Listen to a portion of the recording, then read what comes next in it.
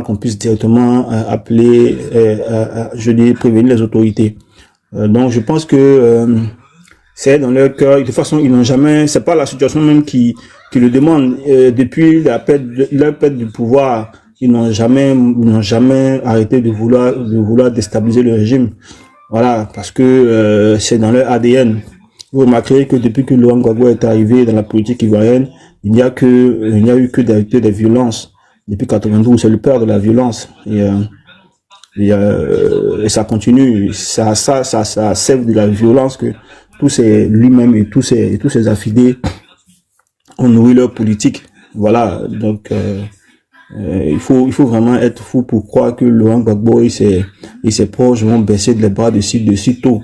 Parce qu'ils savent vraiment que si le président Alassane Ouattara fait ces 5 années-là, c'est clair qu'il va consolider davantage le RHGP sur l'étendue du territoire. Deuxièmement, ça va naturellement induire l'effritement de leur position. Et puis, finalement, ça va contribuer au recul net de leur parti sur le territoire. Donc, je pense qu'ils jouent leur suivi politique. Mais je pense que cette suivi politique aurait pu se jouer d'une façon en naturellement essayant de battre le président de la République dans les urnes, ce qui est une chose qui est très improbable pour ma part à l'heure actuelle, même si l'opposition tout entière fait bloc derrière un seul candidat, ce qui est très très peu probable.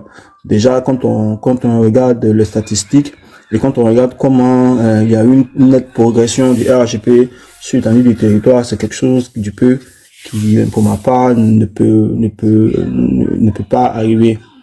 Même si dans la politique il y a des impondérables, je pense quand même que cette situation où je ne vois pas par quel mécanisme aujourd'hui l'opposition pourrait renverser le RHDP dans les urnes. Et si vous remarquez, je pense qu'eux-mêmes l'ont reconnu, pour dire que si c'est pas par les armes, ils se voient difficilement entrer. Alors, si vous voyez que tout cet acharnement-là est en train de se faire aujourd'hui, on va sortir dans les rues, c'est bien parce qu'ils savent que dans les urnes, c'est pas possible. Voilà. Sinon, s'ils sont convaincus que dans les urnes, par un candidat ou par une autre, ou par un autre, par une stratégie ou par une autre, ils sont capables de battre le président, ils seraient les premiers à demander à partir dans les urnes. Ils savent que dans les urnes, c'est pas possible. Voilà. Donc, pour ma part, je pense que l'heure est à la sérénité. Nous avons le devoir sur ce panel d'édifier les gens, oui, certes, mais aussi d'appeler les gens au calme, à la sérénité et aussi à la vigilance pour que définitivement les Ivoiriens apprennent à gérer ces élections-là comme tout autre événement. C'est vrai que les élections, c'est pas un événement anodin. Et c'est pas non plus l'arrêt de la nation. Donc, que cette forme de tension qu'on a toujours eu dans les élections depuis 90, et l'arrivée d'un certain Laurent Gbagbo dans la scène politique ivoirienne, que cette tension-là, finalement, soit un lointain souvenir dans les mémoires, que finalement, on puisse aller aux élections tranquillement, en sirotant un bon café ou un bon à taille premier, vous voyez, et puis revenir à la maison, partir le lendemain au travail, sans se préoccuper de quoi que ce soit. C'est vraiment mon vœu. Fakoli, ton micro.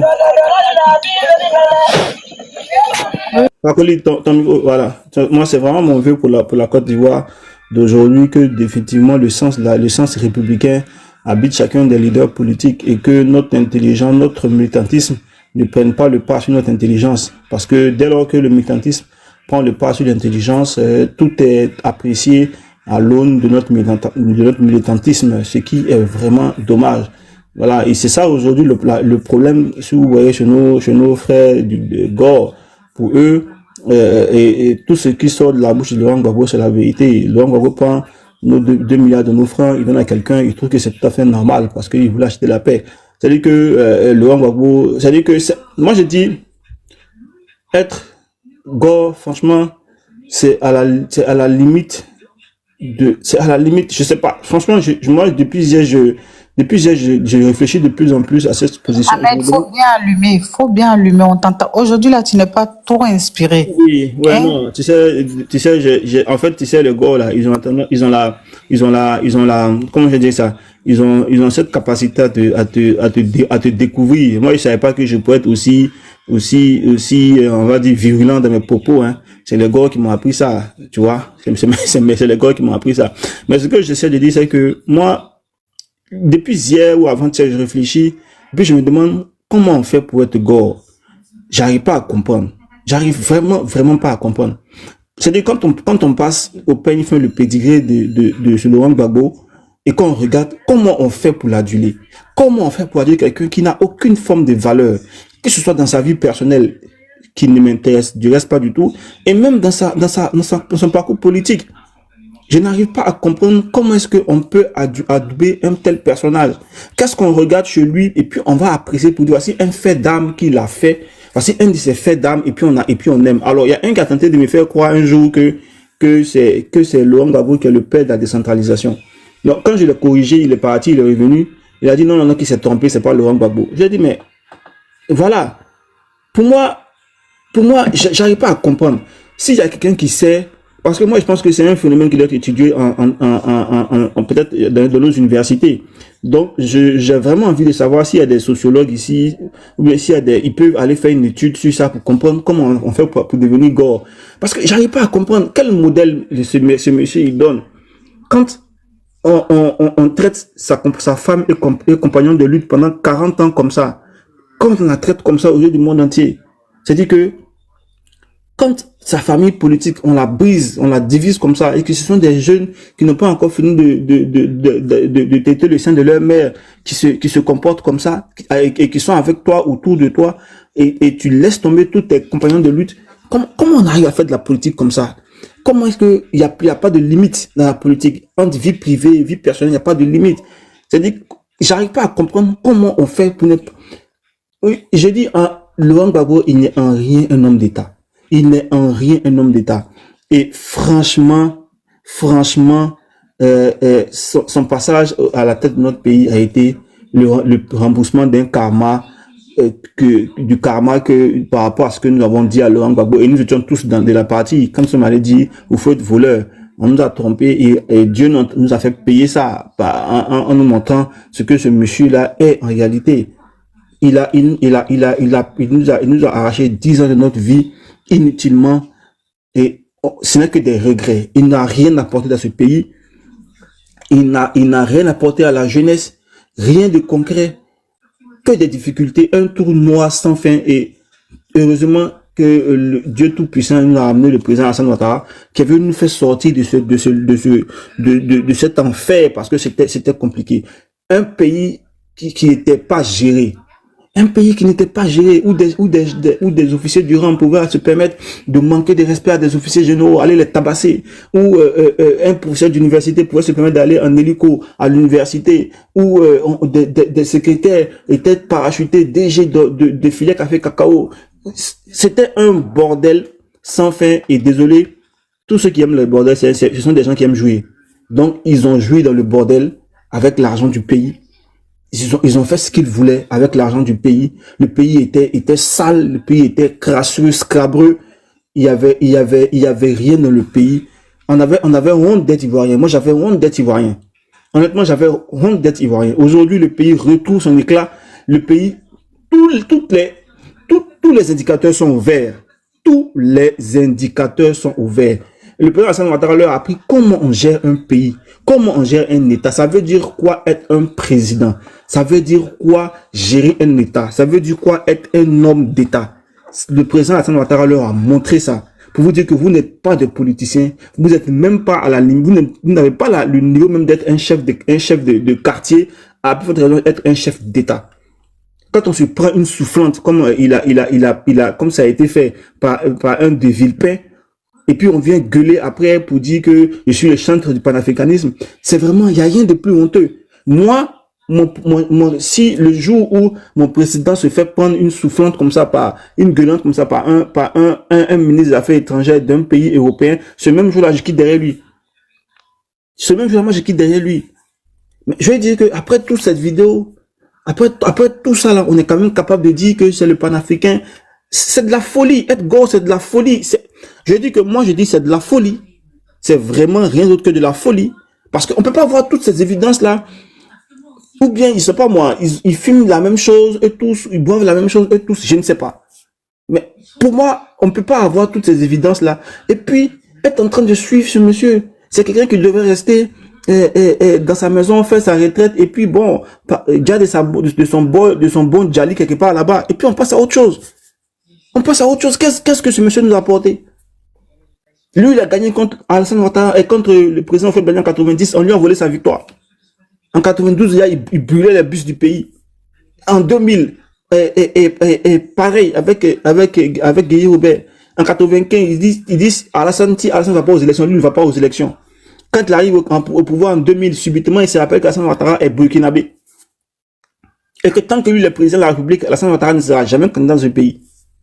Quand un homme qui dit quelque chose le matin, tu as à peine tourné, il est à peine 10h15 qu'il a changé de bouche. Ça, c'est un politicien, mais c'est même pas quelqu'un qui on peut, c'est-à-dire que même dans ta vie, même hors politique, dans ta vie de tous les jours, c'est pas quelqu'un qu'il faut collaborer, on peut collaborer. Quelqu'un qui n'a pas de parole. Mais je pense que nous sommes des Africains avant tout. On a des valeurs. Et la parole donnée, c'est comme une dette. Quand tu donnes ta parole là, c'est comme si tu attachais ton cou. Mais c'est quand même incroyable que des gens, à ce niveau-là, à cet âge-là, n'ont aucun crédit à la parole donnée. On peut dire les choses et puis dédier comme s'il n'y a rien, quoi. Un Blaise Lasme peut aller dire que, comment ça, que tous ceux qui sont militants du RHDP à Dabou, s'ils arrivent au pouvoir, ils vont perdre leur emploi. 2 jours plus tard, on lui demande ça on lui demande de redire ça sur l'FTV, lui, il n'a jamais dit ça. C'est quand même incroyable. C'est-à-dire que je suis là et puis je dis, comment on fait pour être gore? Parce que la politique, c'est quoi? C'est le débat d'idées. Mais quand les valeurs les plus simples auxquelles nous sommes attachés en tant qu'Africains, ces valeurs n'existent pas dans ta vie même personnelle, comment on peut faire la politique avec toi? C'est pas possible. C'est pas possible. Bon, moi, pour ma part, je pense que nous avons aujourd'hui à la tête du pays un homme d'État, un homme qui sait ce que c'est que gérer un État, un homme qui sait ce que c'est que faire la politique, un homme qui ne règle pas les problèmes avec émotion, qui connaît le sens comprend le fond, toute la profondeur de ce qu'on appelle un État de droit, et qui garantit la liberté individuelle à tout le monde. Après là, les gens peuvent dire ce qu'ils ont envie de dire, mais nous qui avons vécu l'histoire de notre pays, et j'encourage tous nos frères et sœurs pour qu'ils s'intéressent à la politique, qu'ils s'abreuvent de l'histoire de notre politique, qu'ils sachent aujourd'hui démêler le vrai du faux. Parce qu'on va leur vendre du faux. On va leur dire que Laurent Gbagbo a été le père du multipartisme, ce qui est faux. On va lui dire que c'est lui qui a été le père de la décentralisation, c'est absolument faux. Moi, j'ai bien envie de dire, comme entre écrit quelque chose et puis le réaliser sur le terrain, il y a vraiment 3 ou 4 galaxies qui séparent ça, quoi. Donc, pour ma part, je pense qu'il faut nous intéresser à la politique, il faut nous intéresser à l'histoire de notre pays, comprendre l'histoire de notre pays, surtout ces 30 dernières années, et comprendre tous les mécanismes qui nous ont conduit à ce à quoi nous sommes confrontés aujourd'hui. Et vous verrez que le chien n'a pas changé sa façon de s'asseoir. Laurent Gbagbo est toujours le même personnage qu'il a été depuis son entrée en politique. C'est le même système. On s'appuie, c'est les hommes qui changent autour de lui, mais le système en lui-même, il n'a pas changé parce que il ne sait faire que ça. Il ne sait que faire dans la démagogie, dans le populisme, dans le mensonge, et il n'a pas de valeur. Parce que si moi, mon père, il n'accorde aucun crédit à la parole donnée, comment moi je peux accorder du crédit à ce personnage? Voilà. Donc pour moi, pour ma part, je reste convaincu que ce personnage, il est fini politiquement. Il est fini politiquement. Il y a absolument rien à tirer de lui. La Côte d'Ivoire va avancer avec ceux qui veulent avancer, ceux qui veulent prendre le train de la démocratie. Le président Ouattara, en 92, il a fait arrêter. En 2010, pareil. On dit jamais 203. Donc, si une troisième fois il s'amuse à donner un mot d'ordre, bah, il sera fait comme les 2 précédentes fois. Nous, on ne va pas le dire parce que, comme le président Ado l'a dit, quand on l'a attrapé à sa résidence en 2011, il a dit, ne me diassez pas. Donc, je pense que, normalement, si on est vraiment gore, c'est pourquoi je dis que être gore, c'est vraiment être malade et incohérent. Sinon, quand on est vraiment gore, là, chaque matin quand on se lève, là, on doit faire 10 tous les chapelets pour dire merci à Ado. Parce qu'il a quand même il a permis à Laurent Gbagbo d'être sain et sauf. Parce que quand lui, il a pris le pouvoir en 2000, il s'est pas gêné à éliminer tous les gars. Et Lita Kwasi, il a dit que il a donné l'instruction pour neutraliser Ado. Donc, je pense que dans les conditions qui étaient celles de 2011 là, il ne se serait pas gêné de donner les mêmes instructions, voire même de les exécuter peut-être lui-même. Donc, je pense que en retour, Alassane Ouattara a quand même été un personnage clément envers eux. Il leur a donné, garanti leur sécurité.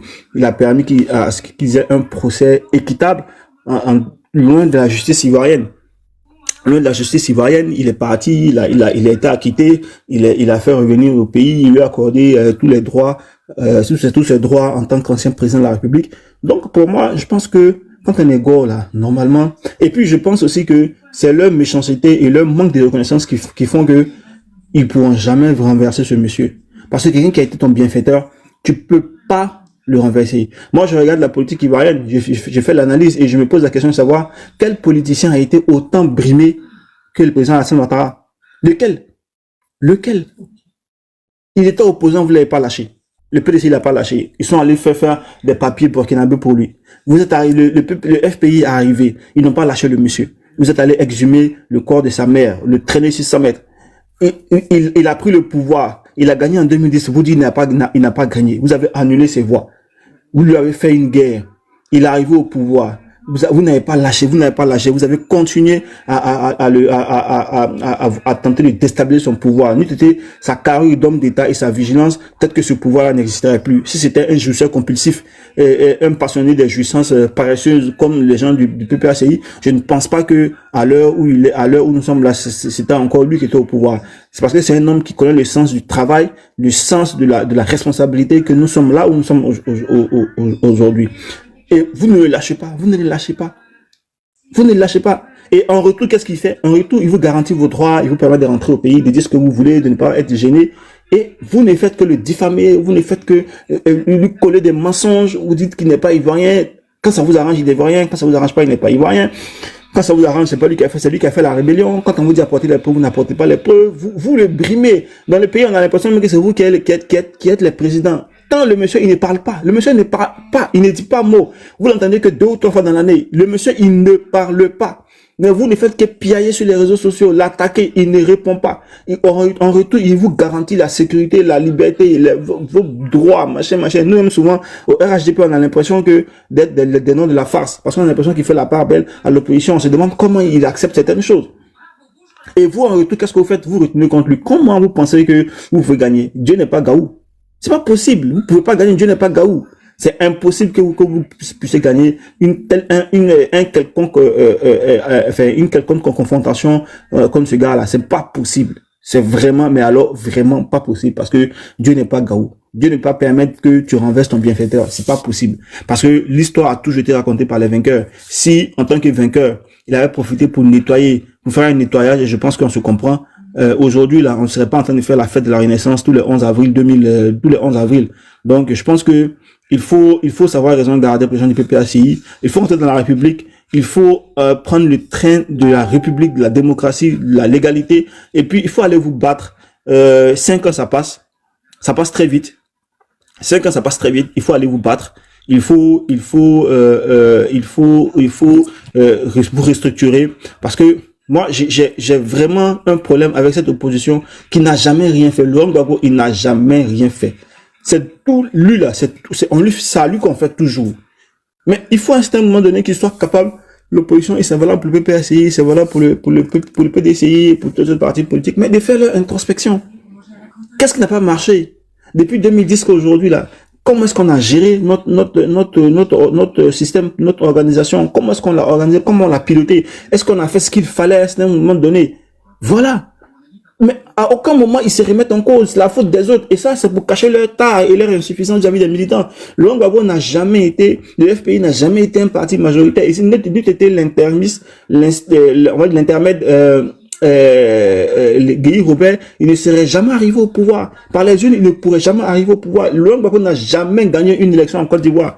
Et il n'a jamais gagné une élection au pouvoir. Il n'a pas les leviers, il n'a pas l'organisation qu'il faut pour ça. Et même s'il arrive au pouvoir, il est impréparé pour le pouvoir. Il ne sait pas comment gérer un pouvoir. Il ne sait pas comment gérer un État. Il est impréparé.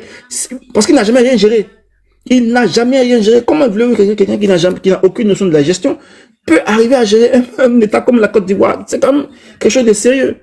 Moi, je n'ai jamais été, j'ai aucune notion de finance. Vous me prenez, vous me mettez DG je sais pas moi, du FMI. Mais qu'est-ce que je vais faire? J'ai pissé partout dans l'entreprise et c'est ce qu'il a fait. Il a regardé les bons côtés. Ah, il y a l'argent, il a commencé à prendre l'argent là et puis bon, il a commencé à faire ce qu'il sait faire de bien et de mieux. Suivez mon regard. Donc pour moi, je pense que c'est un cauchemar qui est passé, on s'est réveillé, on met ça de côté. Moi je dis et je répète, personne ne pourra faire tituber ce régime-là. Personne ne pourra le renverser. C'est pas possible. Parce que Dieu est avec lui. Quand vous voyez des gens qui se lèvent et qui disent, on a remarqué un mouvement de personnes en cagoule, quelque part, et puis ils vont avertir les chefs du village, et puis on vient de découvrir que ce sont des armes qui sont entreposées. Vous pensez que c'est qui fait ça? Mais c'est Dieu qui le fait. C'est Dieu qui le fait. C'est Dieu qui fait, c'est pas quelqu'un d'autre. C'est Dieu qui le fait. Parce que celui qui est à la tête du pays, c'est quelqu'un qui a la baraka. Et je profite pour vous dire que le président Ouattara, c'est pas quelqu'un de simple. On peut pas avoir subi tout ça là. On peut pas avoir eu tout ce parcours là si on n'a pas les reins solides, si on n'a pas quelque chose de solide en main. Et le président Alassane Ouattara, il a la baraka de sa mère. C'est pourquoi il était tellement attaché à sa mère. Sa mère, c'est pas n'importe qui. Il avait la baraka de sa mère. Il avait la baraka de sa mère. Et je profite de passage pour vous dire, tous ceux qui ont leur mère, qui sont encore là, ne vous détachez pas de vos mères. Cherchez la bénédiction de vos mères. Soyez avec elles tout le temps. Prenez leur bénédiction. Appelez-les ou bien soyez toujours avec elles. Faites du mieux que vous pouvez pour elles parce que votre succès, votre aura, tout ce que vous voulez là, ça se trouve sous leurs pieds. Regardez le président Alassane Ouattara, son aura, son envergure, sa profondeur, son charisme. C'est pas des choses qui viennent de n'importe où. Il y a un sens dans tout ça. Donc moi je vous dis et je répète, c'est un Douaoudé. Et si vous voulez des Douaoudé, faites comme ce qu'il a fait et personne ne pourra aller contre vous. Donc Maman Kim, je pense que je vais pas m'opposer quand même la parole. Nous sommes beaucoup sur le panel. Il y a Wall Street qui vient de monter, il y a la société qui est là aussi. Et puis bon, je vais permettre aux uns aux autres de parler, d'intervenir. Mais c'est ça quand même bien qu'on ait de la contradiction. Joséphine Tamba, tu dis Humvula. Je sais pas si tu veux monter, faire de la contradiction, ben y a pas de problème. Voilà. Merci Maman Kim.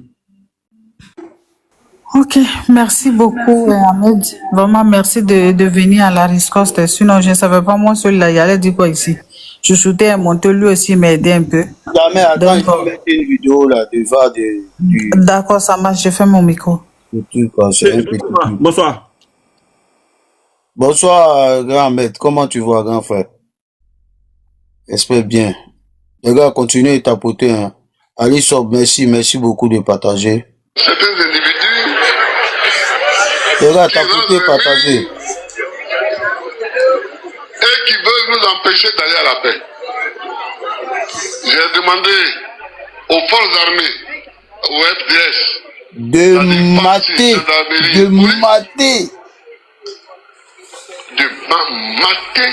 tous ceux qui veulent créer des troubles. Je leur ai demandé de mater avec la plus grande sévérité tous ceux qui veulent empêcher les élections d'avoir lieu. On est fatigué. On est fatigué. On est fatigué.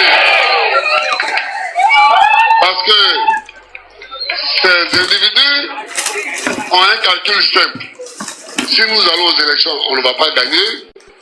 Donc, n'allons pas aux élections et puis nous allons dire que c'est Gbagbo qui ne veut pas des élections. Nous allons les débusquer, les arrêter, les juger et les condamner. Nous allons les condamner.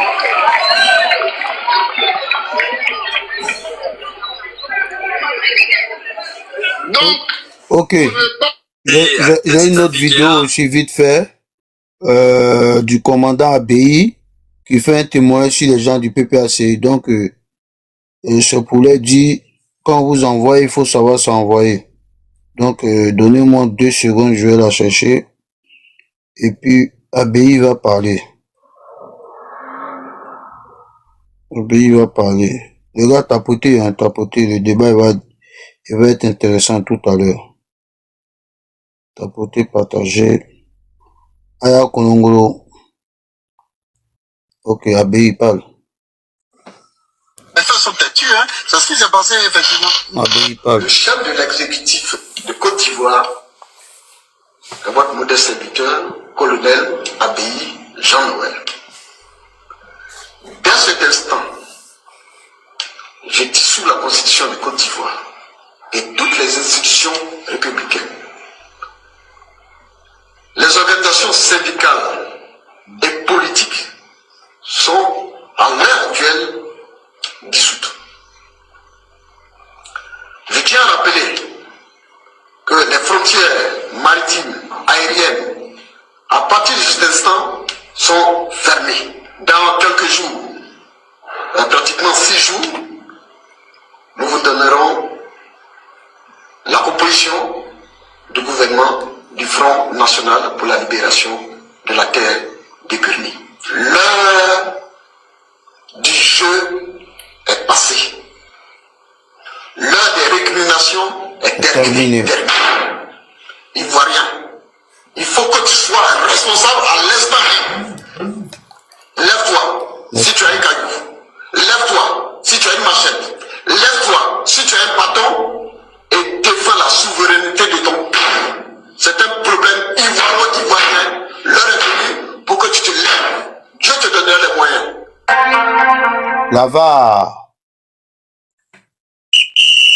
Militaire. Et c'est comme ça que nous avons commencé à faire un certain nombre de réunions. Les gars, tapotez et puis tapotez, cliquez sur le cœur jaune là, cliquez dessus, cliquez dessus. Monsieur Bensio, c'est ABI Jean-Noël qui parle, le commandant. De l'argent avec Stéphane Kipré. J'ai pu prendre de l'argent avec Stéphane Kipré. Parce que je l'ai dit, pour arriver d'abord à une solution militaire, il faudrait avoir du matériel. Merci Big Mike. Cliquez sur le cœur jaune, s'il vous plaît. Du matériel d'enseignement qui nous permet de voir quelle est la situation véritable sur le terrain. Et après ça, on peut établir un schéma d'attaque. Un schéma d'attaque, comme je l'ai dit franchement, de tout mon cœur. J'ai tenu à faire ce point pour revenir et demander aux Ivoiriens. Merci chouchouté, merci chouchouté. Il est vraiment temps. Il est vraiment temps que nous arrêtions tout. Menace de guerre, menace de déstabilisation. Il est vraiment temps que nous puissions arrêter. J'ai pu, à mes propos, ici en Côte d'Ivoire, offenser des gens. J'ai pu, en exil, par mes propos, offenser des gens. Mon attitude, offenser des gens.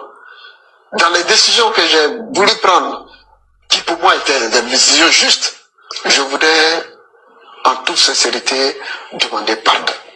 Et je voudrais inviter mes frères d'armes, gendarmes, policiers, militaires. Oui, on s'est trop battus.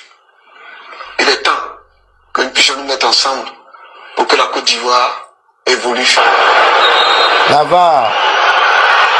Cliquez sur le cœur orange. Moi, je ne suis pas un homme de mensonge. Hein. Si quelque chose. Monsieur Namori connaît, c'est le commandant ABI, commandant ABI. J'ai été surpris par la réaction du président Laurent Gbagbo qui m'a dit ah, mais les gens, ils ont l'argent, hein. Mais moi, où j'ai trouvé 500 millions pour donner à quelqu'un? Je suis resté là, j'ai tapé ma tête un peu comme ça. Bon, ils pensaient que peut-être que j'étais embêté. Là, je disais, mais ABI, tu es bête. ABI, tu es bête. ABI, tu es bête. Par là, on s'est fait 500 millions et puis on avait fini avec les affaires. Mais bon, hélas, c'est des choses qui sont passées, c'est passé au monde. Mais mon commandant, depuis votre sortie de prison, écoutez bien, écoutez bien. Non, j'avais reçu aucune visite du PPACI. Non, j'avais reçu aucune visite du PPACI. Non, non. Parce que les gens écrivent pour dire que vous êtes visité par le PPACI, que le PPACI vous agresse.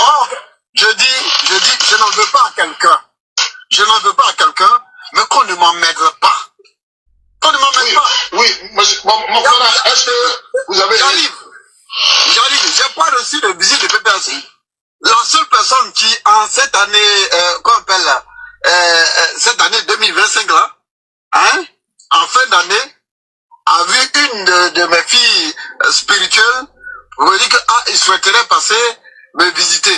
Je lui ai dit, bon, qu'il me donne la date pour qu'on puisse se rencontrer. Après qu'il dit qu'il a fait un voyage, quand il est revenu du voyage, moi-même je suis reparti vers lui. Le débat vient de l'appeler pour dire, on lui a demandé, il dit non, qu'il a dû recevoir des gens, et qu'après, il va me revenir. Il ne m'a pas revenu, donc j'avais reçu aucune personne de PPACI. Depuis que vous êtes sorti de prison, vous n'avez reçu aucune personne de PPACI. Non seulement j'ai reçu aucune personne de PPACI, je n'ai même pas reçu un coup de fil de réconfort d'un membre du PPACI. Y compris le ministre Lida Kwasi, Moïse, que j'ai servi avec dextérité. Il s'est trompé un jour, son chargé de mission, s'est trompé un jour, il a appelé sur le numéro de ma femme. Et il dit, c'est Madame Bagba. Ma femme a dit, non, c'est Madame Abéi. Elle dit, le patron a dit d'appeler Bagba pour qu'on aille rendre visite à Bagba. Et que quand on finit de rendre visite au général Bagba, on va t'appeler pour venir te rendre visite. Peut-être que c'est demain qu'ils vont l'appeler pour dire qu'ils viennent me rendre visite, mais je n'ai pas reçu. Et puis, de vous à moi, avec tout le respect que j'ai pour vous, moi je ne suis pas venu parler de politique. Les gens qui m'ont apporté leur aide, je suis venu pour leur dire merci. Mais les gens du PPACI, ils n'ont qu'à rester dans le coin. Modéré, je ne suis pas Gbagbo. Je suis là dit que Gbagbo, quand il dit qu'on t'envoie, il faut ça t'envoyer. Vous êtes des ingrats de modéré. Et vous avez refusé, vous avez chassé Tibé, et vous lui avez répondu comme ça que le... Faites la place au modéré, il va monter. C'est le président Laurent Gbagbo. Est-ce que vous confirmez les dires? Oh, mais ça, c'est les faits. C'est les faits. Les faits sont têtus, hein. C'est ce qui s'est passé, effectivement. Ok, c'est bon, je ferme mon micro. Et Kim, est-ce que tu es là? Bonsoir à tous. Désolé de faire un peu. Je suis là, je suis là. Que je monte. Est-ce que je peux intervenir? Diabaté, attendez s'il vous plaît. Elle va vous donner la parole. Faut lui donner la parole, non? Faut lui donner la parole. Quand il veut, elle va vous donner la parole, monsieur Diabaté. D'accord, Diabaté, bonsoir, comment vous allez? Ça va, désolé, je ne suis pas très habitué au parler. Allez-y. C'est la fois que j'essaie de vous remercier vraiment. Déjà, on ne vous entend pas. Papa, on ne vous entend pas. Vous m'entendez mieux? Vous m'entendez? Non. Vous m'entendez toujours pas? C'est trop faible. Je me reconnais. Haussez un peu la voix, merci.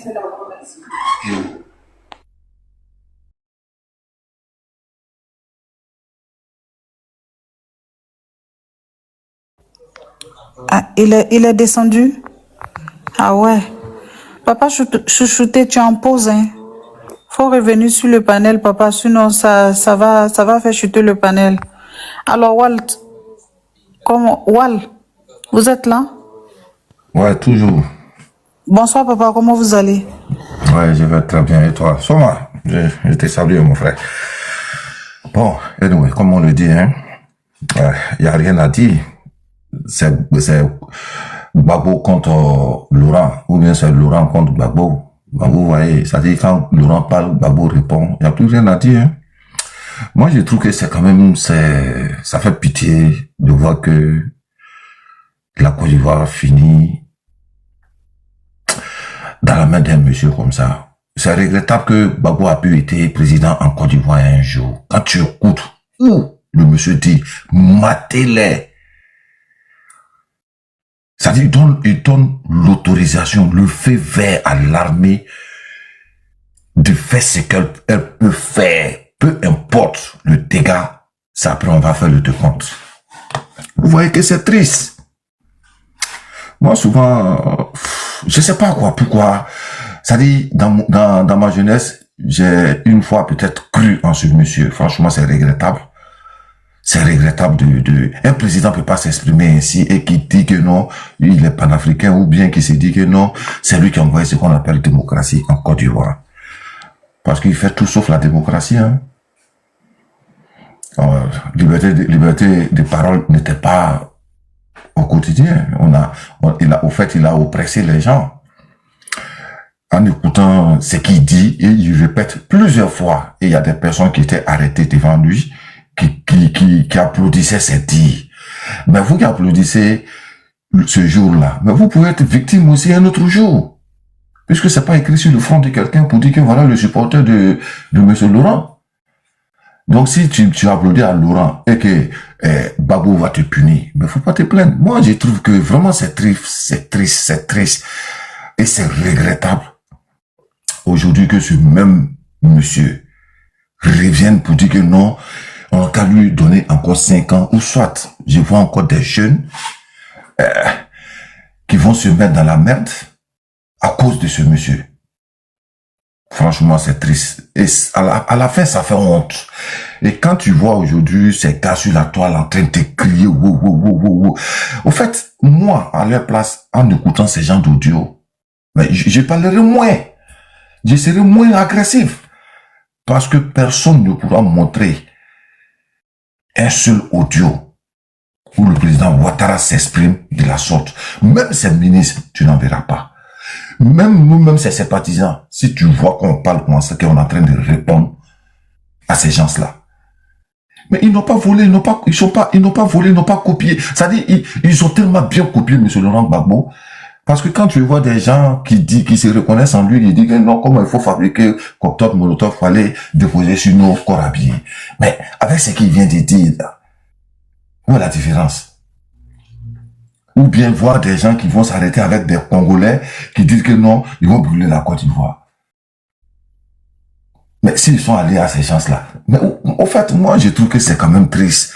Franchement dit, je pense que les Ivoiriens aujourd'hui, on s'est réveillés et on sait d'où on vient. Ça va pas être compliqué pour nous d'arriver à bon port. C'est-à-dire, on n'oubliera pas d'où on part. On sera. Parce que c'est, parler de M. Laurent Gbagbo, il n'y a même plus le mot. Parce que lui-même, il parle et puis il s'attrape. Il parle, il s'attrape. Regarde. Toi, tu es le président de la République de Côte d'Ivoire. En 21e siècle. Toi, tu oses t'arrêter devant tout le monde. Donner l'ordre à l'armée de mater les enfants des innocents. Pendant ce temps, toi, tes enfants sont bien encadrés, ils sont assis. Parce que tu sais que c'est les enfants des autres qui seront dehors. Moi, j'ai dit qu'il y a avoir pitié de Gbagbo. Bon, vraiment, moi, j'ai pas pitié de lui. Et moi, c'est quelqu'un, je préfère mourir que d'accepter que ce monsieur revienne encore au pouvoir en Côte d'Ivoire. Parce que c'est mieux de donner la Côte d'Ivoire à un Chinois, à un Pakistanais, ou je ne sais qui, que la personne de Laurent Gbagbo, parce que la Côte d'Ivoire va encore revivre ce qui est plus pire que ce qu'elle a connu dans le passé. Moi, ce monsieur, c'est regrettable. Parce que moi, je pense que avec tout ce qui s'est passé, il allait quand même s'assagir aujourd'hui pour dire que non, il prend sa retraite et puis vivre tranquillement, paisiblement le restant de ses jours. Aujourd'hui, ses enfants sont tous bien encadrés, ils vivent tous bien. Mais il encourage toujours les enfants des innocents à sortir, à aller faire la merde. Mais Abei ne fait que payer le mal qu'il a planté. Hein. On dit ce que tu plantes, c'est ce que tu vas s'aimer. Moi, j'ai pas pitié d'Abei.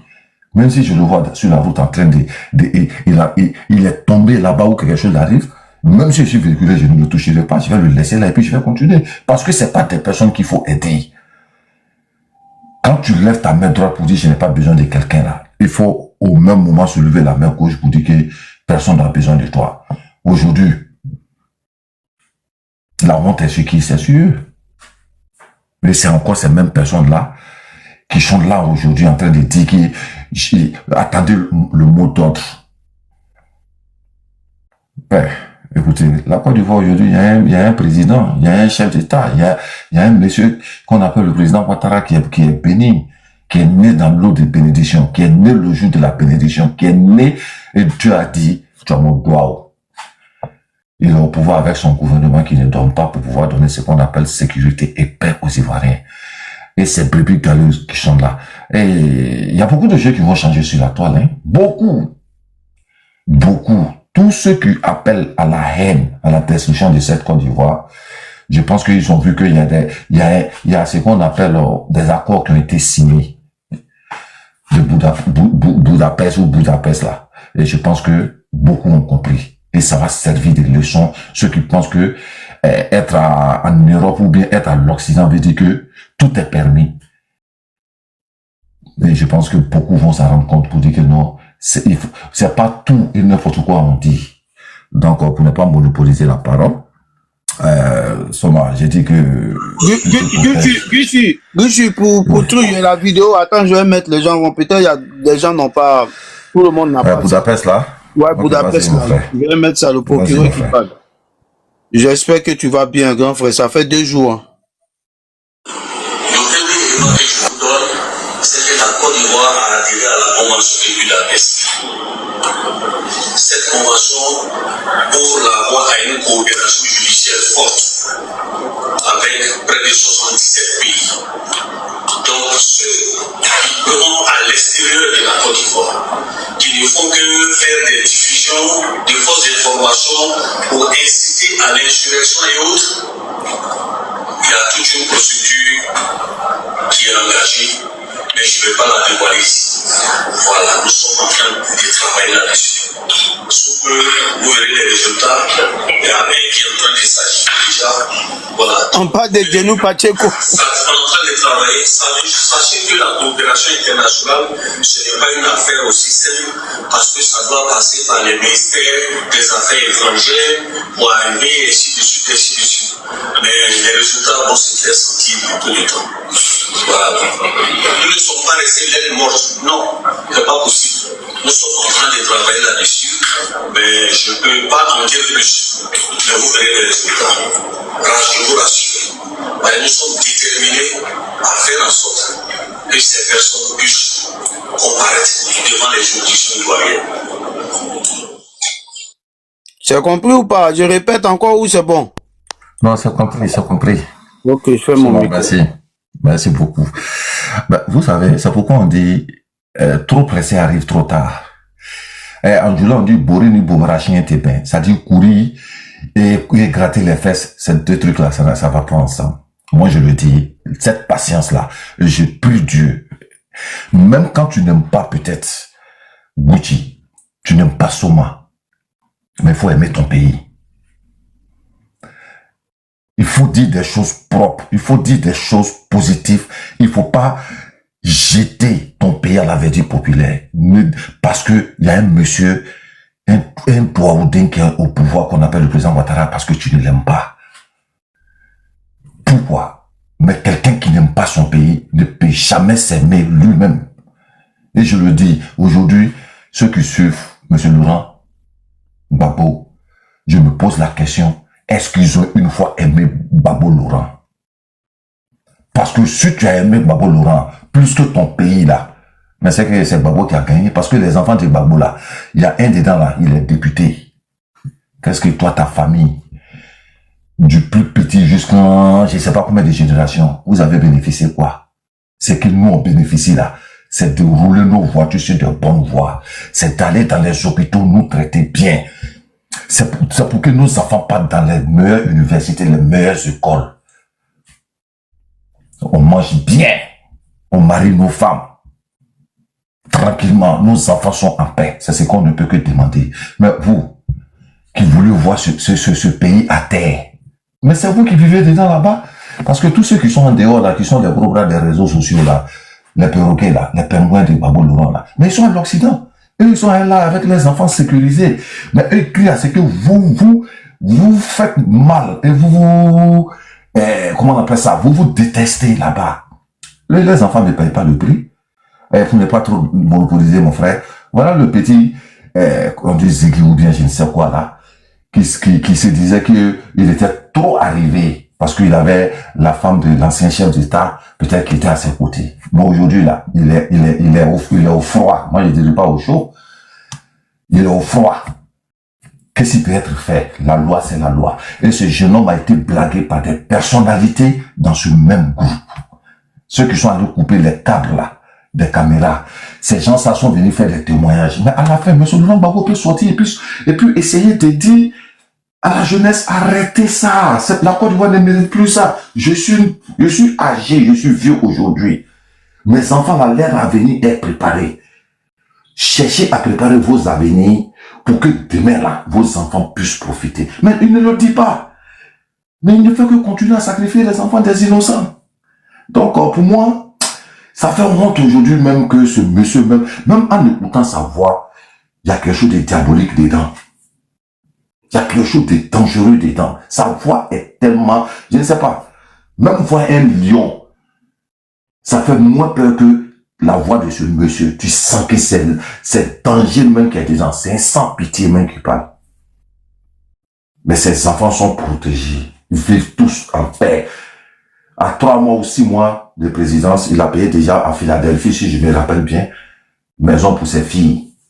Vous qui êtes derrière lui, là, vous avez bénéficié quoi? Être couché dans HLM en France, ça va vous donner quoi? Donc, vraiment, on est venus tous à l'Occident, nous voulions tous retourner un jour dans notre pays et puis vivre en paix le restant de nos jours. C'est tout ce qu'on demande. Que Dieu protège la Côte d'Ivoire, que Dieu protège toutes les personnes qui se battent pour que ce pays reste en paix. Nos ennemis là, vraiment que Dieu les éloigne de nous. Ceux qui sont de près ou de loin, que Dieu les éloigne. Bon. Soma, merci, que Dieu donne longue vie et je te remercie encore pour ton panel. Et je m'arrête là. Merci beaucoup. Merci beaucoup, papa. Merci beaucoup pour ta prise de parole. Est-ce que papa Jus d'Orange est là, s'il veut rebondir? Papa Jus d'Orange, est-ce que vous êtes là? Il n'est pas là. Est-ce que Monsieur Diabaté? Monsieur Diabaté, vous êtes là? Vous m'entendez mieux?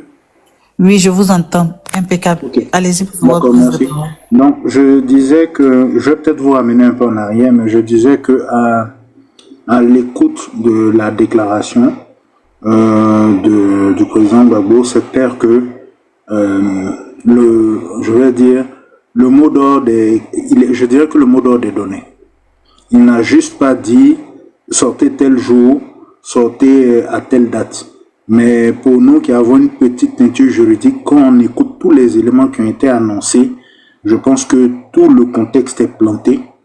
On n'attend plus que le déclencheur. Mais je pense pas qu'ils vont peut-être prendre le risque de faire une déclaration ouverte pour ça, mais il faut s'attendre probablement à des actions, on va dire des actions faussement spontanées.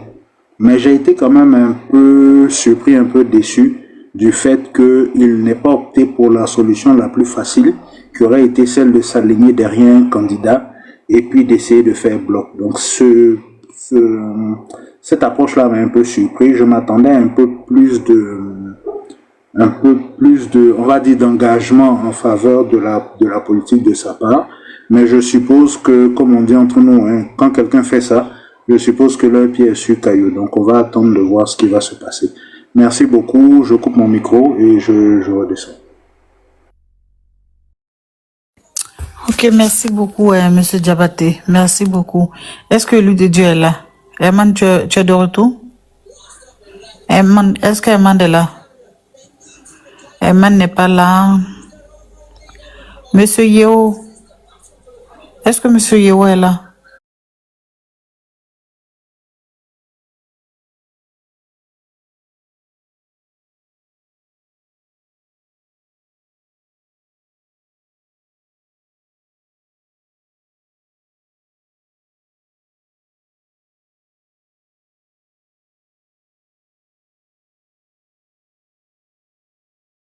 Là? Bon, Ahmed, si tu es là, il faut reprendre la parole parce que je vois qu'il n'y a personne. Hein. C'est toi et puis le papa qui est là. Donc, il faut reprendre la parole. Moi, Oui. je donne la parole à Grand Power State. Comme je suis en train de sous la douche, quand j'ai fini, je reprends la parole. Ah, d'accord. Papa, well, faut allumer Attends, encore. s'il n'y a personne, je vais jouer des vidéos et puis... Voilà, voilà.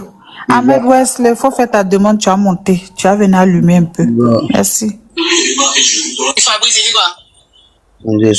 je vais faire ça vite fait et puis... Les gens, ils dorment. Ils sont fatigués. La nuit a été longue. Allez chercher les vas de de notre papa. Ok.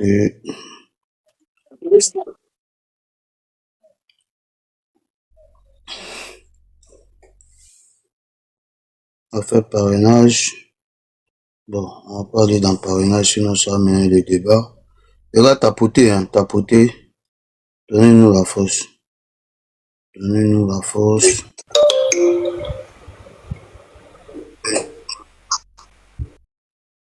Ok.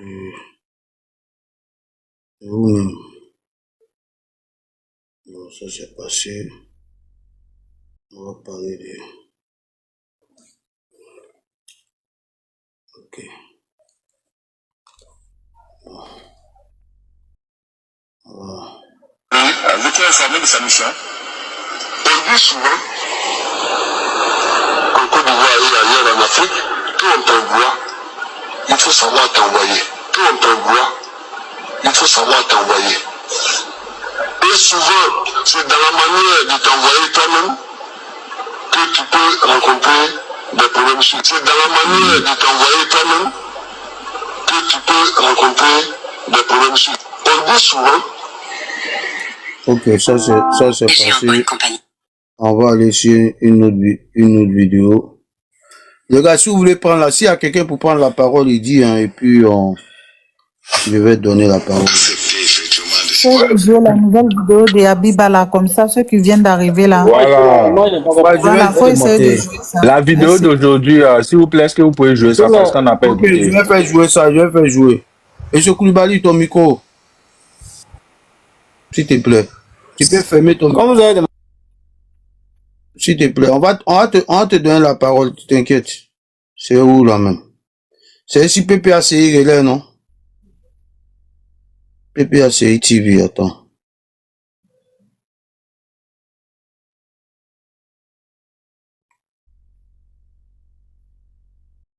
Officiel.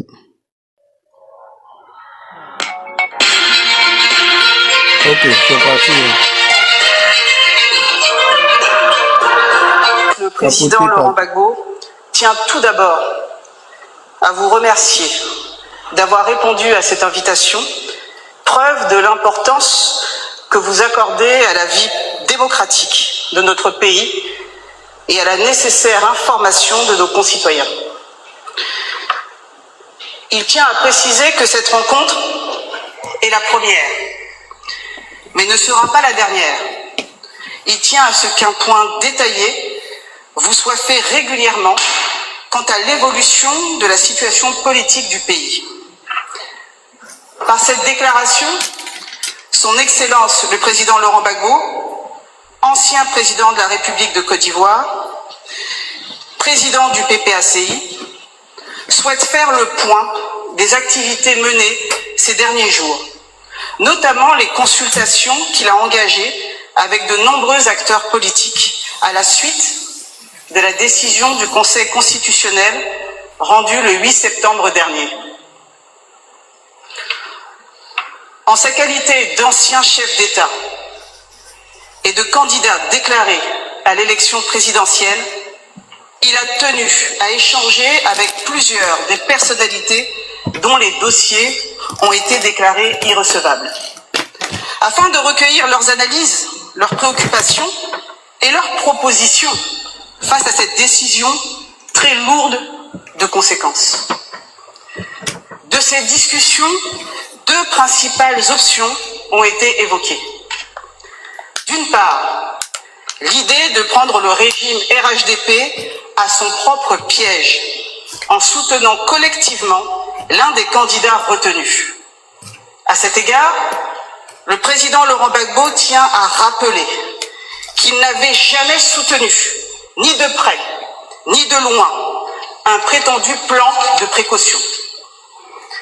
D'autre part, la nécessité de résister par des actions démocratiques pour exiger des élections inclusives et le respect de la Constitution.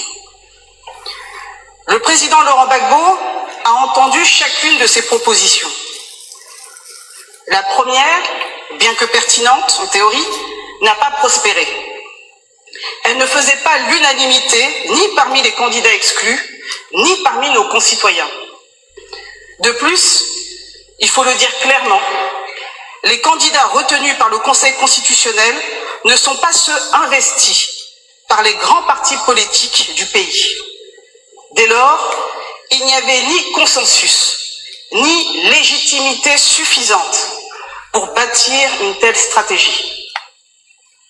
La seconde option, celle d'action démocratique et pacifique, s'est imposée comme la voie à suivre. Car notre véritable adversaire, ce n'est pas tel ou tel candidat. C'est le régime RHDP, avec à sa tête M. Alassane Ouattara, qui semble vouloir transformer la Côte d'Ivoire en un royaume personnel, où la Constitution n'est plus une boussole, mais un obstacle à contourner.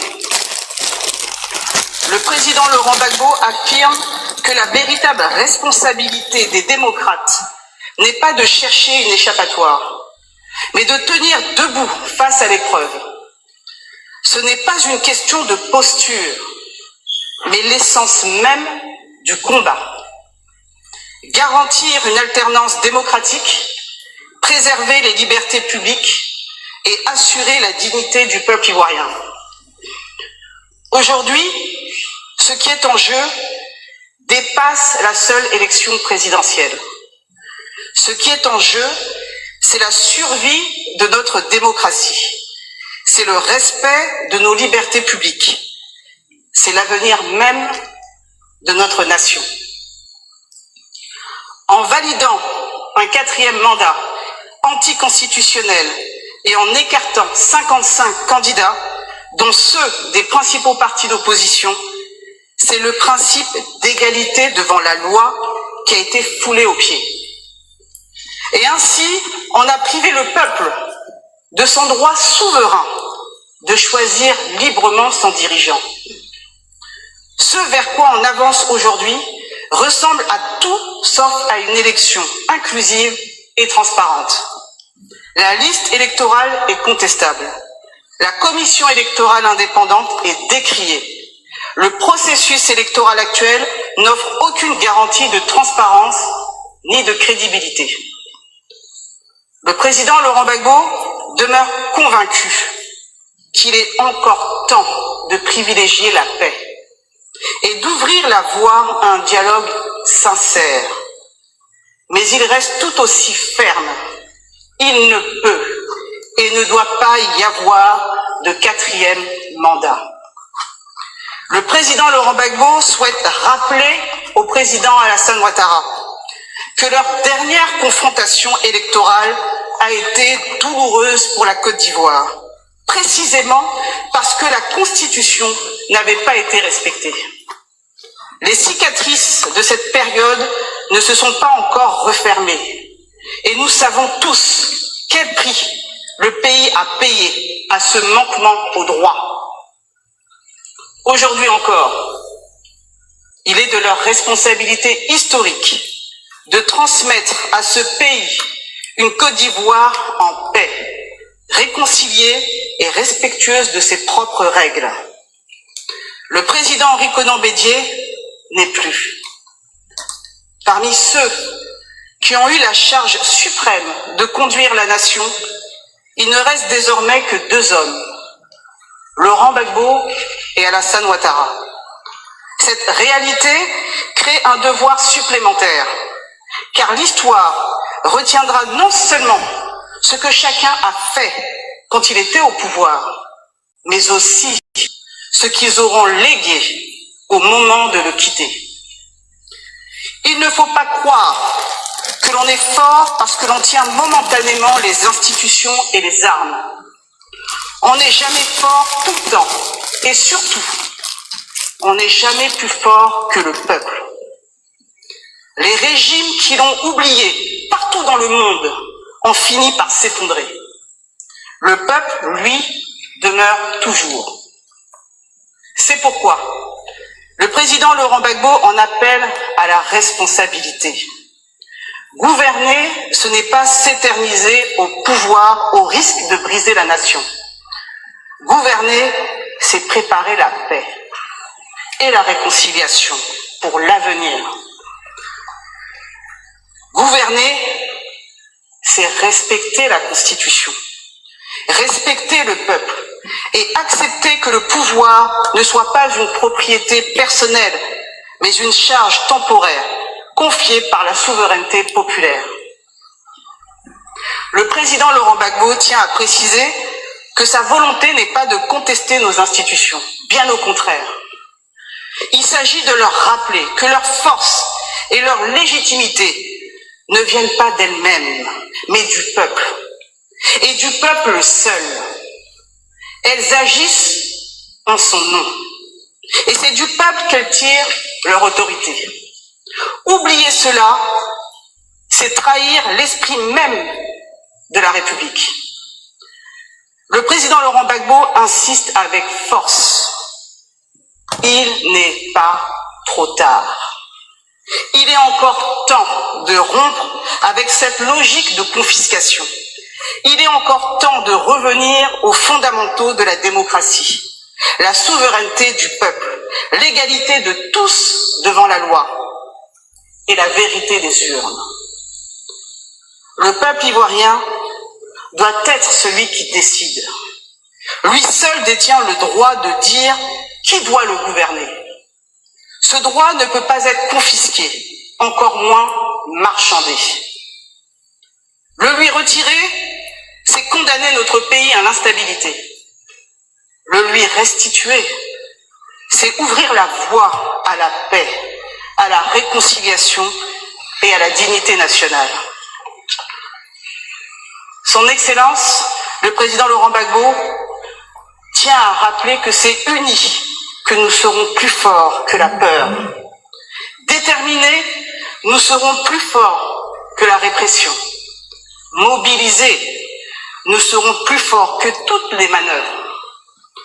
Ainsi s'achève la déclaration faite au nom du président Gbagbo. Je vous remercie. Bon, les gars, c'est bon, hein. Qui veut prendre la parole pour commenter? Est-ce que je peux? Vas-y, vas-y. Bonsoir à tout le monde sur le panel, hein. Voilà, bon, on vient d'écouter comme d'habitude les inepties que ces gens-là racontent là. Parce que quand tu écoutes ce qu'ils disent là, c'est-à-dire ils peuvent dire une chose et son contraire en même temps dans le même texte. Toi, tu es en train de dire que le président Ouattara ne respecte pas la Constitution et tout. Et ensuite, tu nous dis ton but n'est pas de contester la décision du Conseil constitutionnel. Bon, à la fin, au finish, là, c'est quoi on retient en fait? Moi, je trouve que ce sont des gens, ils sont perdus, hein. Ils sont vraiment perdus. Mais en tout cas, leur stratégie suit toujours son cours. Parce que la stratégie, c'est de toujours tenir leurs militants en haleine pour que, à la moindre, comment dire ça? C'est-à-dire, à la moindre occasion, pour qu'ils puissent prendre les rues d'assaut. Ça, on le sait tous. On sait très bien que c'est leur but qui est là. C'est ce qu'ils espèrent de la population. Voilà pourquoi ils essaient à chaque fois de galvaniser la population. Ils essaient de se faire passer pour des victimes. Et vous voyez, quand ça se passe ainsi, il y a des populations qui sont, qui deviennent solidaires d'eux. Donc, c'est leur but qui est là. Et après, ils nous disent aussi que ils vont soutenir une candidature, mais après aussi, ils nous disent que oui, que c'était pas leur plan d'avoir une candidature secours. Moi, je pense que depuis fort longtemps, comme moi j'ai vu que M. Dombello, il a pu avoir son parrainage et que les gens des PPACI n'ont pas eu. Il a automatiquement su que depuis fort longtemps, celui-là, il était avec eux et ils allaient forcément se servir de lui après. Mais pour l'instant, là, ils suivaient toujours les stratégies de se faire passer pour victimes, comme des gens qui sont victimes du pouvoir Ouattara, tout ça pour révolter la population. Donc, ils sont toujours dans cette même stratégie-là, et je pense que cette stratégie-là va prendre fin jusqu'au dernier jour des élections. Ils seront toujours dans cette même stratégie-là, même pendant les élections, ils vont toujours vouloir se faire passer pour des gens qui sont victimes et emmener les gens à aller voter M. Domelo. S'ils ont perdu les premiers tours, regardez, quand dans son texte, qu'est-ce qu'elle dit? Elle dit que oui, que d'abord les élections qui vont se tenir là, c'est une mascarade parce que la liste électorale est contestée. Elle a contesté quoi encore? La série, la sorte de Ouattara, le Conseil constitutionnel, on n'en parle pas. Donc, ils veulent toujours tenir leurs militants en haleine, c'est-à-dire, même le jour même de la proclamation du résultat, quand on va proclamer le président Ouattara président pour un autre mandat encore, ils vont revenir à la charge. Et là, peut-être, ça sera le dernier virage, quoi. Parce que à partir de là, s'ils n'ont rien pu faire, ça serait terminé pour eux. Donc, moi, je pense que ils sont en train de jouer les va-tout comme ça. Voilà, c'est la dernière ligne droite. Après cette année-là, on n'entendra plus parler de cette bande de racailles-là. Parce que vraiment, on en a marre d'eux. Voilà, j'espère vraiment après les élections de 2025, là, Gbagbo va disparaître avec toute sa bande avec lui. Donc, c'est un peu ce que je voulais dire. Bon, moi, je pense qu'ils sont en panique. Hein. Voilà, les communiqués, ils vont enchaîner comme MML a dit. Ils vont faire communiquer sur communiquer et jusqu'aux élections. Voilà, ça va rester comme ça, quoi. Mais ils essaient toujours de maintenir leurs militants en haleine pour pouvoir prendre les rues d'assaut à la moindre occasion. Donc, c'est un peu ce que moi, je retiens dans ce qu'ils sont en train de faire comme stratégie, quoi. Donc, je vais passer la parole. Merci beaucoup. Merci Ahmed, hein, c'est une belle analyse, hein, tu as fait une belle analyse. Et moi, je pense qu'ils n'ont pas encore laissé leur projet d'insurrection, hein, parce que elle a parlé fort. Elle a dit aussi que ils vont tout accepter, mais ils vont pas accepter le 4e mandat. Donc, ça sous-entend qu'il y a quelque chose qui se prépare en bas. Donc, les gars, soyez vigilants. Voilà, soyez vraiment, vraiment vigilants. Parce que ceux-là, ils n'ont pas encore lâché prise, comme Ahmed vient de le dire. Ils vont... Mais monsieur Lassina, n'ouvrez pas votre micro à tout boulevard. On va vous donner la parole. On va vous donner la parole. Donc, voilà, en gros. Donc, le discours là, écoutez ça plusieurs fois. Il y a beaucoup de choses là-dedans, hein, qui est dite de manière subtile. Genre, on va pas accepter le 4e mandat, nanani, nanana, constitution violée, tout et tout. Donc, vraiment, c'est un peu ça. Grand frère Wall Street, tu dis, tu as une motion. Je ferme mon micro. Oui. Merci beaucoup, Soma. Merci. Au fait, cette Abiba là, moi, je voudrais savoir, sa position aujourd'hui là, elle est avocate ou bien elle est devenue maintenant porte-parole ou bien, je sais pas quoi, quel rôle cette dame-là, parce que, en ce que je sais, je pense qu'elle vivait en France, mais elle a complètement déménagé aujourd'hui dans la famille de Koudou Laurent Gbagbo, hein. Parce que même s'il y a un discours qui doit être lancé avec les Kone Katrina, les Tamana Picasso, tous ces groupes-là, on voit plus personne. Donc vraiment, si quelqu'un peut me répondre, elle joue le rôle de porte-parole, ou bien elle continue d'être toujours l'avocate de la famille Gbagbo. Parce que vraiment, quand je dis la famille, c'est PPAC. Vraiment, je suis un peu perdu. Parce que c'est qu'elle vient de dire là. Mais le fait qu'elle-même lance des discours comme ça là, ça peut la condamner demain. Parce que je ne sais pas si elle parle en tant qu'avocate, ou soit elle parle en tant que porte-parole. Parce que si elle parle en tant qu'avocate, ça c'est pas son rôle, hein. Dit que M. Laurent Gbagbo a dit que, ouais, que c'est 4e mandat, c'est qu'elle est en train de dire ce que c'est M. Laurent Gbagbo là. Mais c'est pas la voix de M. Laurent Gbagbo qui met dans l'oreille des gens. C'est elle sa voix. Et moi, je pense que cette dame-là doit être suivie de près. Parce qu'elle est plus dangereuse même que ce que nous ne pensions pas. Parce qu'une avocate, ou bien un avocat, il y a quand même le rôle qu'il faut jouer. Mais celle-là ne joue plus le rôle. Elle, aujourd'hui, elle est là maintenant pour... Grand frère. Yeah. Grand frère. Yes. Tu sais, nous, on a un panel sérieux. Hein. Je suis allé, quand tu parles là, je suis allé sur son Wikipédia. Hein. Elle est, je vais te lire, ce que tu dis là, c'est pas trop juste. Maître Abiba Touré est une avocate et femme politique franco-ivoirienne.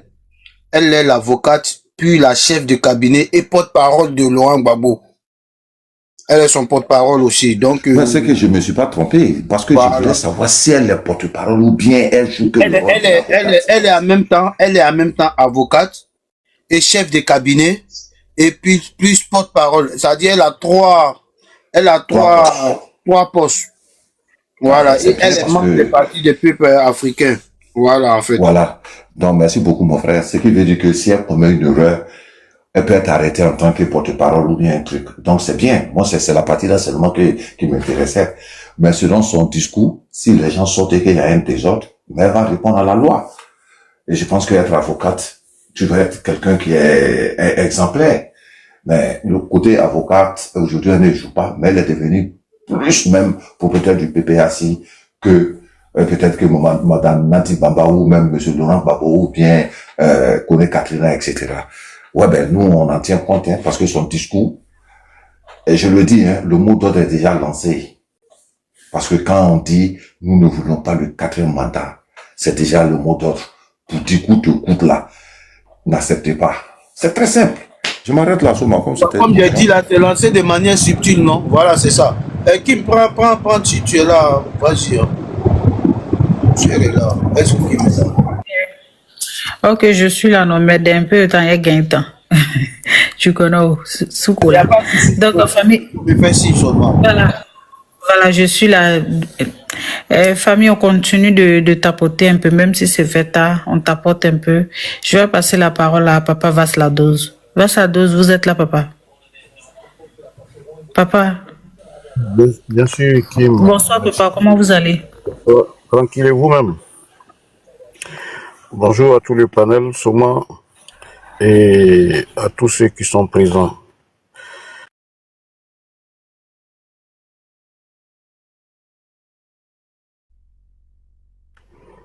Le mot d'ordre a été déjà donné.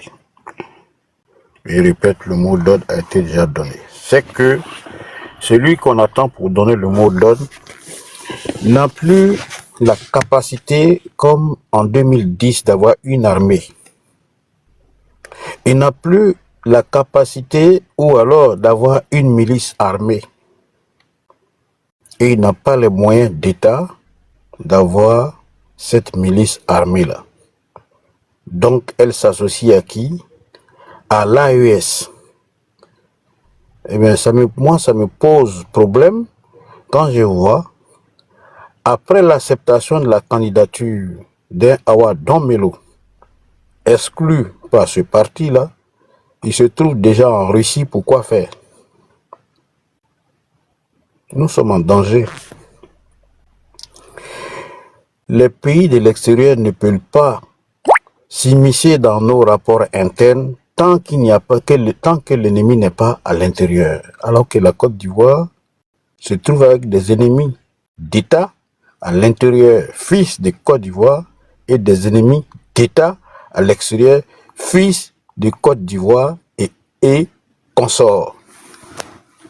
Quand j'appelle consort, j'appelle Ibrahim Ouattara et son directeur de communication de Ibrahim Maïga, et ensuite les pays de l'AES. Parce que si les autres ne parlent pas, mais le Burkina, à travers son chef de l'État actuel là, fait tout pour porter un coup de grâce à la Côte d'Ivoire. Comment comprendre qu'on peut faire une incursion dans un État, exterminer des gens et puis prendre leur bétail et entrer chez eux? Donc, quand moi j'entends Danon Djedje dire que le PPAC, ou alors je vais dire FPI, Gore, alias PPAC, aura son candidat, et tout comme Akusi Benjo, qui dit que Thiam sera candidat, il compte sur quoi? Et il compte sur quoi? Le mot d'ordre est donné. Mais comment vont-ils parvenir à leur aspiration machiavélique ou, comme on appelle, criminelle? C'est ce que nous, on ne sait pas, mais il faut rester sur ses gardes. Parce que aujourd'hui, cela rend partant. Ce qui va nous sauver un peu, c'est que l'embellie ou alors le développement actuel de la Côte d'Ivoire a fait que ceux qui étaient dans les agoras, leurs frères et autres là, sont aujourd'hui dans les yangos, c'est-à-dire c'est des jeunes qui travaillent aujourd'hui, ils savent, ils ont le goût du travail, ils gagnent de l'argent. Ils sont dans les Yango, ils sont dans les tricycles, ils sont dans les nouveaux taxis qui coûtent pas cher. Et puis voilà, ils font leur bonhomme des chemins. C'est en cela que peut-être ils n'auront pas, comme on appelle, d'ouïe par rapport à ses opposants. Parce que eux, quand ils disaient l'argent circule là, mais c'était des Serge Kassi qui ne travaillaient pas et dont l'argent circulait dans leurs poches avec des bérets rouges qui les accompagnaient. Donc, comme les Serge Kassi là, il y en avait plein. Et Blé Goudé même était dedans à l'époque. Donc, il y avait plein comme ça. Au niveau des chefs des Agora, l'argent circulait dans leurs poches, ils allaient dans les maquis et autres. Donc, ceux-là sont toujours frustrés. Dieu merci qu'ils ont atteint aujourd'hui un certain âge, ils sont dans la cinquantaine, pas plus nombreux que les jeunes de 25 ans qui se débrouillent aujourd'hui. Mais nous sommes en danger. Pas de mot d'ordre parce que le président Alassane Ouattara a placé le pays sur un seuil tel qu'il n'a pas envie de gâcher. Alors, il ne veut pas aller, mais il veut entendre. On veut entendre le monsieur donner son mot d'ordre pour pouvoir l'arrêter. Sinon, le mot d'ordre est déjà passé. Hein. Ils n'ont pas eu le courage. Ils ont donné le mot d'ordre à un Ziki, 25 ans. Il est en prison en ce moment. Ils n'ont pas le courage. Eux, ils n'en parlent pas.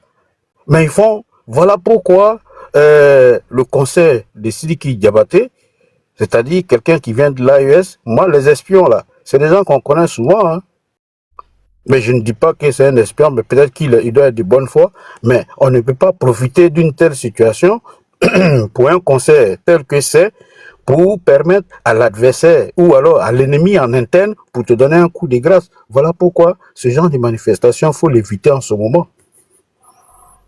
Et surtout au cœur du plateau, c'est-à-dire le Félicia. Un événement qui se passe à l'intérieur du Félicia en ce moment ou bien au plateau, c'est pas du tout bon. C'est là-bas se trouvent nos différentes, comme on l'appelle, moyens de richesse, c'est le quartier d'affaires qui n'a que 7000 habitants. En jour, les dimanches, et les autres jours, il y a plus de millions de personnes qui passent là-dedans. Le mot d'ordre a été donné à la population ivoirienne de faire attention et chacun doit rester sur son qui-vive, regarder devant sa porte et regarder ce qu'il y a, observer ce qui est inhabituel dans son quartier. Sinon, Gbagbo a déjà donné le mot d'ordre. Ah, donc Melo fait quoi en Russie? Quand j'entends un Daniel Djedje qui sera candidat, Benyo qui dit que Thiam sera candidat, il compte sur quoi? Il compte sur quoi? Chers amis, chers frères, discutons bien. Il faut toujours avoir, c'est-à-dire toujours poser sa main sur sa gâchette. Parce que cela peut frapper à tout moment. Mais je ne sais pas. Sinon, quand je suis en Côte d'Ivoire, moi je ne vois pas la crise. La toile, ça s'enflamme. Et il y en a qui restent ici pour lancer les mots d'ordre. Faites ceci, faites cela, mais c'est entre nous Ivoiriens. Mais ils comptent sur quoi? Ça doit faire peur. Est-ce le poulet essoufflé, égorgé, qui est en train de lancer son dernier cri avant de s'éteindre totalement? Oui, c'est aussi une réalité. Mais lui ne veut pas le faire. Il veut le faire comme c'est le dernier cri. Lui, il veut embêter la Côte d'Ivoire, frapper la Côte d'Ivoire si c'est possible, comme en 2010, parce que toute l'administration était détruite. Voilà ce que ces gens-là recherchent. Sinon, en 1995, il y a des candidats qui ont été refoulés, dont Gbagbo lui-même qui avait refusé, mais Alassane Ouattara avait refusé de venir parce qu'il s'est dit, la loi là, elle n'est pas bonne, elle est unique, mais je respecte là. En 2000, il y a 5 autres candidats, plus le président Alassane Ouattara, on leur a fait barrage au niveau du Conseil constitutionnel. Mais ils ont respecté le Conseil constitutionnel pour venir jusqu'en 2010. Après les différents accords, pays divisés. Mais là, voici des gens qui voient la Côte d'Ivoire comme dans un état d'exception. C'est-à-dire le président Alassane Ouattara qui est là. Il est président de la République. Pour eux, ce n'est pas un président de la République, c'est un chef de l'État. Il se trouve dans une situation d'exception. Donc la loi qu'on leur oppose en ce moment-là, ce n'est pas une bonne loi. La Cour constitutionnelle n'est pas une chambre institutionnelle. Ce n'est pas une institution. Tout ça là, ce sont des machinations pour leur faire barrage. Donc pour eux, c'est quand eux ils seront au pouvoir, les fils du pays, là ce qu'ils auront décidé, en ce moment on doit respecter les règles. Mais voici des gens à qui on a confié à Abidjan, même les simples bus, pour mettre des bus à Abidjan. Nous on a connu que des jolis bus à Abidjan, mais ils ont mis des tatas, moins beaux que les véhicules de transport entre Gagnoa et Abidjan. C'est-à-dire, voici des gens qui ne veulent respecter le pays que si eux ils seront au pouvoir. Ben, qu'est-ce qu'on a fait à Dieu? Mais Houphouët-Boigny était président de ce pays, c'était un Baoulé. Il est décédé, Bédi est venu. Il est sorti par un coup d'État, mais les Baoulés n'ont pas dit coûte que coûte, il faut que ce pouvoir leur revienne. Gueye est venu, s'il n'a pas fait 1 an, mais il est parti, mais les ouais et autres là n'ont pas dit, il faut que c'est eux qui restent. Mais pourquoi diante lui là? Lui il vient maintenant parce qu'il a goûté à cela. Mal gérer ce pays, mais tu as organisé toi-même ton départ à la CPI. Parce que voici quelqu'un, toute la communauté internationale est venue le voir. Tu n'as pas gagné, mais toi là on va sécuriser ta vie. Mais que ceux-là disent merci au président Hassan Ouattara. Parce que le général Gueye aurait voulu aussi rester en vie. Il fallait qu'il soit jugé. Sa femme elle faisait de la politique comme Simone Gbagbo? Non. Mais elle n'a pas eu la vie sauve. Donc il faut toujours dire à ces gens-là, eux quand ils étaient là, on n'amenait pas les gens à la Maca. Il n'y avait pas d'encagoulé, tu disparaissais. Ou on te voyait dans les ravins, les caniveaux, tu passes à la police, même on te dit, voici des gens qui ont, comment on appelle, instrumentalisé nos corps d'armée, au point même que quand tu vas à la police pour dire je cherche mon parent, on te dit, sans jambage, va regarder dans les caniveaux, ou alors va regarder dans tel coin. Parce que tu ne le verrais pas à la morgue. Voici une situation dans laquelle nous sommes, le mot d'ordre a été donné. Mais ils n'ont pas encore eu l'occasion en interne. Comment faire pour donner le coup de grâce à ce gouvernement présent? Donc il ne faut pas leur donner l'occasion. Voilà pourquoi j'ai rien contre Sidiki Diabaté, mais ce n'est pas le moment de faire un concert parce que la Côte d'Ivoire est en crise. Nous sommes sur des pieds, sur des braises en ce moment-là. Parce que le monsieur qui est venu, il en a gros sur le cœur. Quand il est venu, ils ont dit qu'il vient pour être président. Et même l'opposition actuelle là, je ne sais pas comment ils vont s'entendre, il dit, il ne peut pas donner sa voix aux gens de l'opposition, quoique il y a 2 d'entre ces personnes-là qui viennent de leur parti. On n'a pas retenu eux leur candidature, les autres ne représentent absolument rien. Voici des gens qui sont méchants. Gbagbo ou rien. Vous voulez qu'on suive ce monsieur comme ça? Et pour avoir Don Melo, moi j'ai été surpris. Parce qu'il a dit 2 choses qui font que moi, ce gars, je ne peux pas avoir confiance en lui. Je préfère encore un blé goudé. Il dit 1, on dit s'il devient président de la République, qu'est-ce qu'il va faire? Il dit qu'il va créer un gouvernement de transition. Parce que pour eux, nous sommes dans un état d'exception. Voici un gars encore qui veut nous prendre pour nous dans la Russie. Mais qu'on nous montre une colonie russe en Afrique, qui a évolué jusqu'à ce jour-là, même en Europe de l'Est. Quelles sont ces colonies russes-là qui ont évolué? Celui-là s'appelle Awa Domelo. Mais deuxième, le cas Thiam. Voici quelqu'un qui ne vient pas avec la sagesse. Ayant vu déjà le rapport Védrine, qui a fait que Lionel Zinsou a échoué au Bénin, moi je ne veux plus entendre parler d'un gars comme Thiam. Mais voici quelqu'un qui est à l'extérieur en ce moment-là. Il traîne derrière lui des casseroles de justice partout. Quand il y a un pas ici, ben, tu regardes encore dans les journaux, tu vas voir un autre procès qui est en train de s'élever contre Thiam ici et là, même en Côte d'Ivoire encore. Il y en a qui ont intenté une action en justice contre lui, dont on verra les premiers éléments à partir entre le 2 et le 10 octobre. Mais aujourd'hui, là, s'il faut accepter quelqu'un en ce moment-là, et qu'on doit voir après cette personne-là, Mais le baromètre de la politique ivoirienne en ce moment s'appelle Hassan Ouattara, qu'on le veuille ou pas. Sinon, quand on ne dit pas des mots d'ordre, l'ex-président Gbagbo a déjà donné son mot d'ordre. Il s'en fout éperdument des autres. Moi, je crois qu'à cet âge-là déjà, mais qu'est-ce qui empêchait un Gbagbo quand il est arrivé, il dit, hey, Hassan Ouattara, tu as déjà fait un bon boulot, vraiment, faisons la paix, construisons le pays ensemble. Et puis même bas la terre. Mais ce dans quoi il sera aujourd'hui là, il n'a pas eu cette sagesse. Le président Bédier qui s'était calmé à l'époque, mais nous-mêmes, nous avons dit, tellement le vieux l'a respecté, le président Bédier, mais on a dit que Bédier était le président du conseil d'administration du gouvernement de Côte d'Ivoire. Jusqu'en 2018, il fasse sortir son parti du RHDP. Donc là, pour dire que le mot d'ordre n'est pas donné, le mot d'ordre est donné aux Ivoiriens de faire attention et de suivre tout.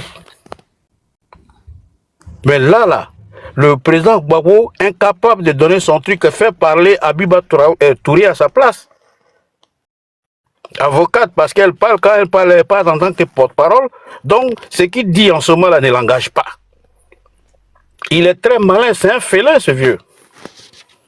Ce qu'il dit ne l'engage pas. Donc, on prend ça comme un discours politique. Mais lui-même, là, il y a des mots qu'il ne peut pas dire, il le fait dire par personne interposée. Regardez au jour d'aujourd'hui, les gens comme les Damana et autres là ne parlent pas. Parce qu'une fois tu es rentré au PPA ou à la MACA, quand tu en sors là, tu deviens intelligent.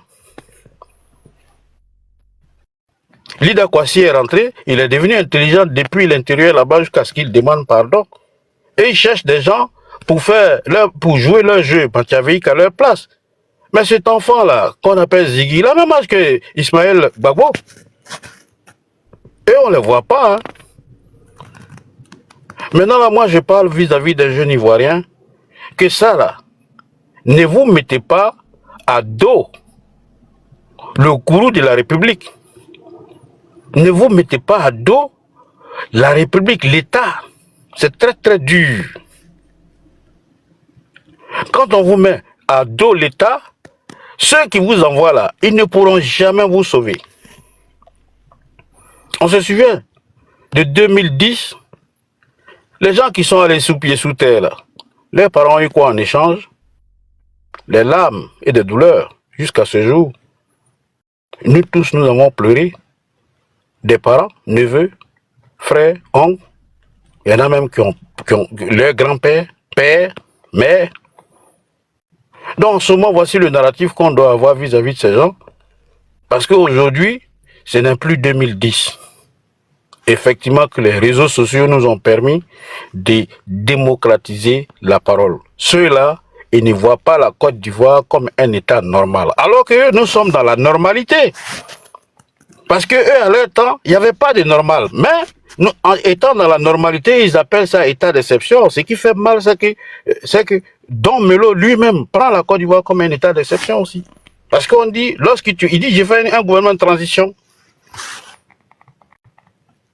Et pour le président Gbagbo aussi, c'est pareil. Il ne respecte pas la République.